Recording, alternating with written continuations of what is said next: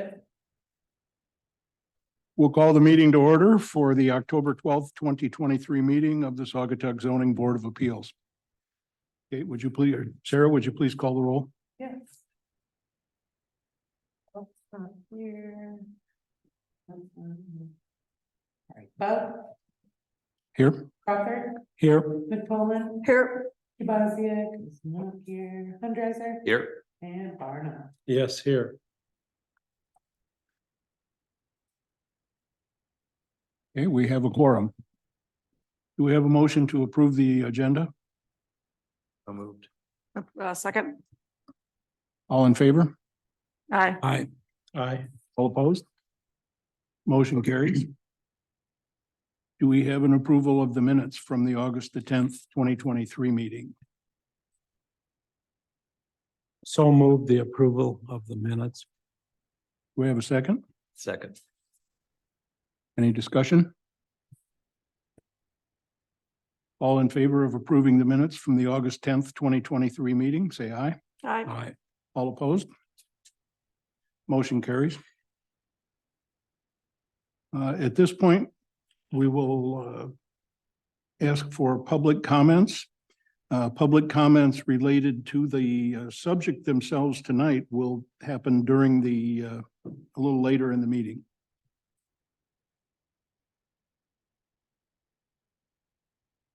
Sorry. Helen Baldwin, 787 Manchester. Wanted to thank everybody for looking into this tonight. I'm been following the subject closely as a member of council, also as the chair of the Parks and Public Works committee, and I fully support the project, and I would ask for your approval of it. Thank you. Do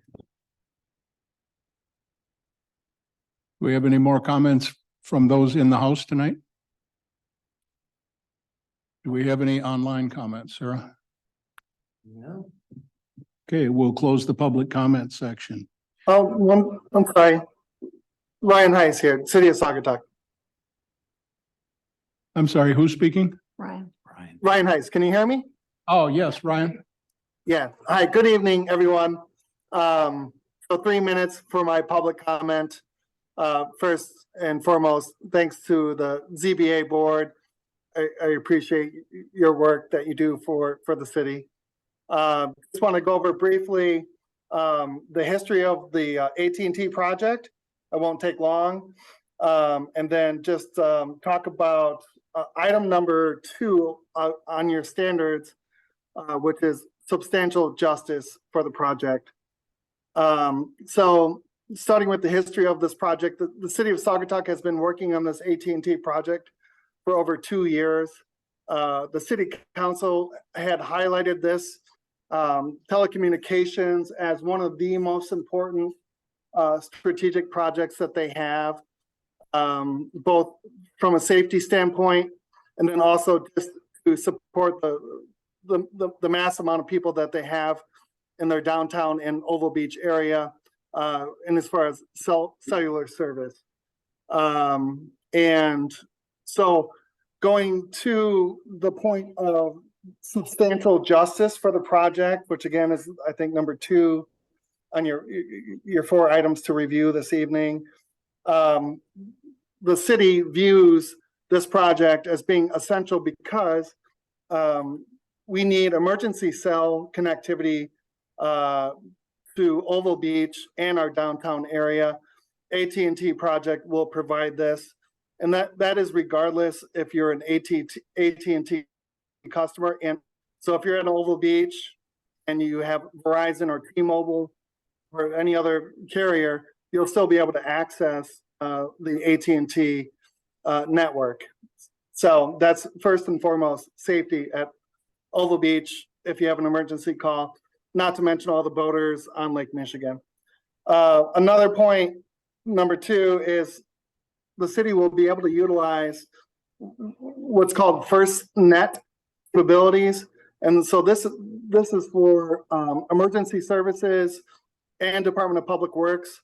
So the FirstNet capabilities basically means that whenever there's an emergency in the city of Saugatuck and plus the township and surrounding areas, they will have the ability to have the first connection on the cell tower.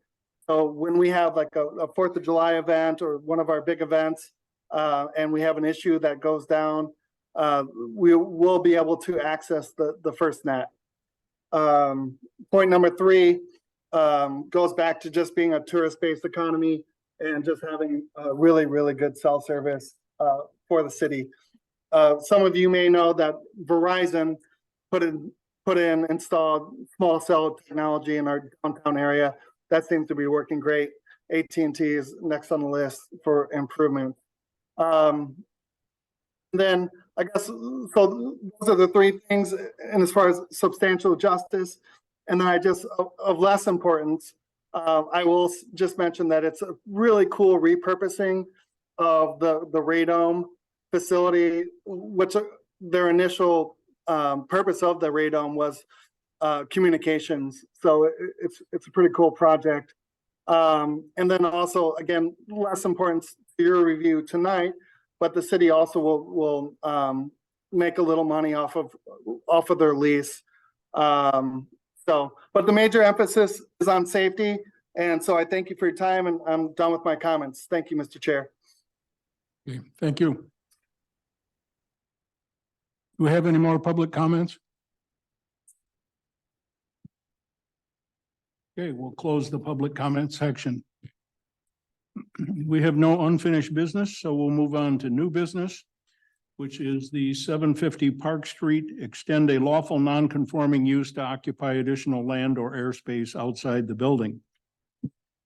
So at this point, I'll call the public hearing to order and ask for a summary by the zoning administrator.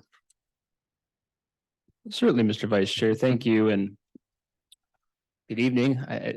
I heard Kate, you say earlier that it seems like it's been a while. That has been, but we just had one in between. So, but it's good to see everyone this evening. So, before you this evening is a request from applicant AT&T Wireless. They've submitted a variance, a dimensional variance request to construct a new platform and additional equipment at 750 Park Street, also known as Mount Baldhead, which would extend a lawful non-conforming use to occupy additional land or airspace outside of the building. So just by way of background, 750 Park Street and the Mount Baldhead Radar Dome is in the city's conservation camp and recreation zoning district. And in the CRC district, a cell tower as proposed in the Mount Baldhead project is not a permitted or special land use. So what you have in that particular district is essential public services as a permitted use, but your definition of essential public services essentially excludes cell towers. But in this case, we reviewed the historical information on the uses of the site and found that the Radar Dome has been a host site for communications antenna, including cell antenna, since at least 2002, which essentially predated the change to exclude cell towers, which makes the use here lawfully non-conforming. It existed legally before the change in the zoning occurred. It hasn't been abandoned since it began. So we have a lawful non-conforming use. So then we look at the zoning ordinance and say, well, what is allowed to be done with the lawful non-conforming use? And in this case, a lawful non-conforming use essentially can be extended throughout any internal parts of a building which exist for that purpose. But in this case, in order for AT&T to do their project, they need some external equipment to make the cell equipment work. And extending or occupying land outside of the building for non-conforming use is prohibited. So they're here asking for a variance from that section of your zoning ordinance. The team from AT&T is on Zoom tonight and prepared to present their application to you. Our planning consultant, David Jurasik, did review the project and has provided you with a staff report this evening, analyzing, at least from a staff perspective, how he evaluated your standards, and happy to answer any questions that you may have, Mr. Vice Chair. Okay, thank you. Any questions for the zoning administrator? Okay, at this point, we'll move on to the presentation by the applicant. Mr. Wells, I think you're on mute.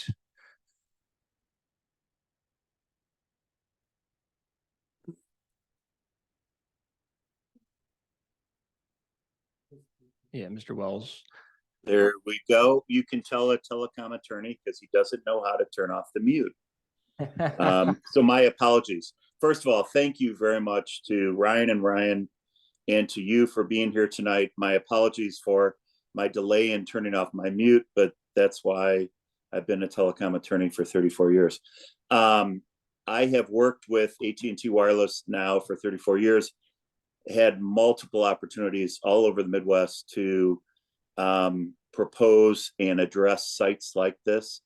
I think this may be one of AT&T's best moments ever because of the number of issues that unfortunately have happened at your incredible, beautiful beach, Opal Beach, and our inability to provide for anyone to provide wireless service at a signal that is necessary for your FirstNet responders, which just by background are the federal government, the state government, the county, and of course the city, and of course your EMS people.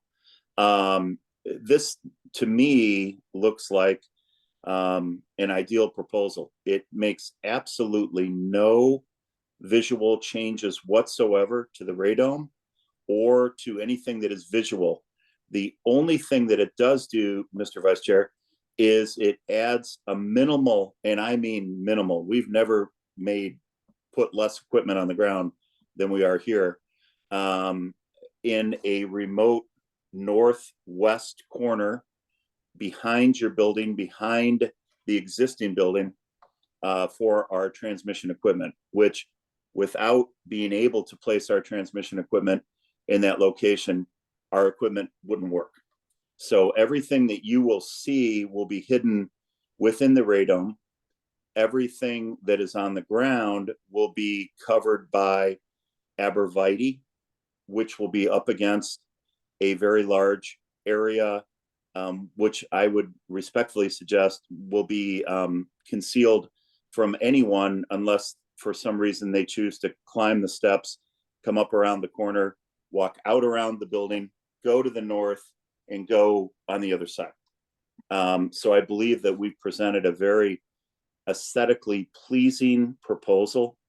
And at the end of the day, it's exactly as your administration suggested. It's about safety. It's about saving lives. It's about FirstNet. And we're very pleased to be part of the project and also providing funding to the city. Happy to answer any questions whatsoever. And thank you. Do we have any questions for the applicant? Well, I had a couple of questions. I don't know if this is the appropriate time. As I understand it, maybe this could be addressed later. As I understand it, there's been some concern about some historic components within the dome itself and their preservation for historical purposes. And I believe that you may have been working with a committee on perhaps a committee of the council or some other committee on that. Is that so? Yeah, that is correct. Michael, one of my colleagues is on this call and is kind of here for questions like that. If you don't mind, if I refer to him, he can address that for you, sir. Okay. Please. Michael Savory. I'm with Erickson, and I'm one of the project leads for this particular project. As far as the antenna that's of historical nature within the dome, it was AT&T had originally recommended that it be removed or, cut back in order to really secure space for the antenna. But after talking with the historical group, it was decided that we would go ahead and once there's a little bit of cleanup within the dome, we would rotate the existing antenna and try to put it into a position where we could locate AT&T's antenna the three sectors, providing as little interference as possible. So that is the plan, and that's don't have a complete, even a partial plan right now for where those antennae are going to be located. That will come together after we're able to rotate and get our team out to inspect and take some measurements. Having said that, to the board, if you don't mind, that's not an uncommon thing. We had suggested that perhaps this antenna, which was originally installed in the radome, that was of significance and important historical significance to the community, that we not interfere with it at all. So we are very adaptable at how we place our antennas within the inside of that structure. And we'll make certain that we do it in a perfect way where it's not visual to anybody outside of the structure, and that we are not in any way interfering with the historical significance of Old Mount Baldwin.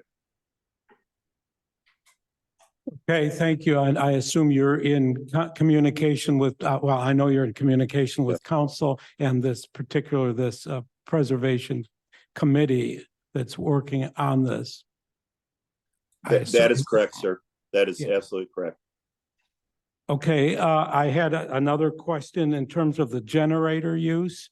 Obviously, the plans show electrical going up to near the stairs, and that would serve this. Now, is the generator there for only emergency use, I assume, or when would the generator be used, and for how long a time, and how is it particularly noisy or polluting? Yeah, if I can address, I don't mean to jump ahead of you, Michael, at all, because I know you already know the answer because you've been asked it before. But just to assure the council, the generator is there as an important component of our FirstNet operations. We have obligations to the federal, state, local, county, and your local community, that when we do provide FirstNet locations, we provide them with generator backup. So the generator would be there only in instances where we had power outages. And the generator, remembering that this is, and I'm doing this from memory, a 14-acre site on a sand dune. It would be similar to a standard, I won't say household, but household generator. The noise would be minimal. I don't believe the noise would be perceptible from anybody unless they happen to be standing next to the structure, and it is there purely for our safety, your safety, and the government's safety. Thank you. I had a question about the fence. I noticed that you're going to be putting or upgrading the fence. Is that true? It would appear. Michael, do you want to address the fence? Yeah, the exterior fence, it's been discussed putting a fabric over it to better screen the equipment. I've kind of left that door open from the standpoint of there's multiple ways of screening. We've got the arborvitae that are there. But if there's a better way, or if the council decides that they prefer that instead of doing a fine mesh type screening or fabric that would be attached to the fence, we are more than open to review and do whatever the council likes. Okay, and I assume you're working with the council, city council, on the integrity and the safety of the fence as a whole around the whole perimeter of the site, including the gate. Is that true? Yes, but we're not, as far as there's the perimeter fence that's been upgraded, and then the city has added more fence. I guess it would be to the south. It extends out to the south around the perimeter. That will be an entry point for for AT&T's staff. And then there'll be a second fence back beyond just at the corner of the radio building, would be the northwest corner. And that's one section of fence that would go from the building to the west, to the existing fence, where the screening would be attached there, as well as around the perimeter and to the north. But suffice to say that and I think Michael explained that perfectly, but suffice to say that we want to work with Ryan and the city council on coming up with the best design possible. So we had talked about some fence screening, which is very popular, very well received by communities. Obviously, we're also proposing placing the arborvitae on the west side of the area. We would certainly be open to altering the screening, altering the fencing, or even adding additional arborvitae. The problem is you're in the midst of a pretty well forested area. So I'm not sure how well the arborvitae would grow in an area, that's pretty heavily forested to begin with. So just a consideration. Well, I was gonna suggest, what makes you think arborvitae would grow, but it's beyond my, and likewise, some of these things, yeah, I'm not sure of just what our purview of authority is here on this particular committee, so I'm satisfied that you're working with city council and all these other good folks to get the best result possible. So thank you so much. Our pleasure. It's an important project. Do we have other questions for the applicant? Okay, thank you. At this point, we'll move on to public comment regarding the application. We'll ask that those with comments identify themselves and limit their comments to 3 minutes. Do we have comments from those in attendance here tonight? Sir?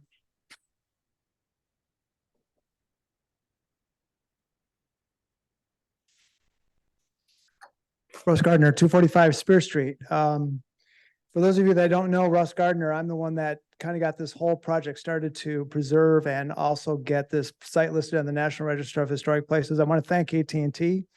They've been very great to work with. I lead the Friends of Ballhead group that actually works with them to get this to work for everybody. So we are in the process of figuring out how to move the antenna inside of the radome in order to accommodate what has been said on the call. I'm in full support of the project. The challenge is the site itself. It's on a dune which is receding to the east on a continuous basis. The building needs to be stabilized. The tower structure probably needs some attention here in the near future. So just from a site standpoint, there are some challenges and have been challenges with it. So that's just something from a city council standpoint, as well as a protector of the site, that needs to be discussed. So appreciate you looking at this evening. And again, I'm in support of the project. It is a priority for the city, but must be done thoughtfully and respectfully to the site. Thank you. Thank you. Thank you. Thank you, Russ. Any other comments from those in attendance here? We have comments from online. Do we have any communications, letters? Mr. Vice Chair, no written correspondence was submitted on this. Okay, thank you. Okay, one more call for comments, either in for or against. Okay, thank you. We will close the public comment section part of the meeting. We'll now move into commission deliberation. We have to, as a group, review the 4 standards. I would like to do it as we did at the last meeting. We'll review them one by one. And then after I'll ask each of you to review one. We'll discuss that. And then after that discussion, we'll ask Sarah to call the roll and make sure that everyone agrees that either the standard is met or the standard is not met. Okay? So Kate, would you please do standard number one? The first standard is that strict compliance with area setbacks, frontage, height, bulk, or density would unreasonably prevent the owner from using the property for a permitted purpose or would render conformity unnecessarily burdensome. I'm on the wrong page.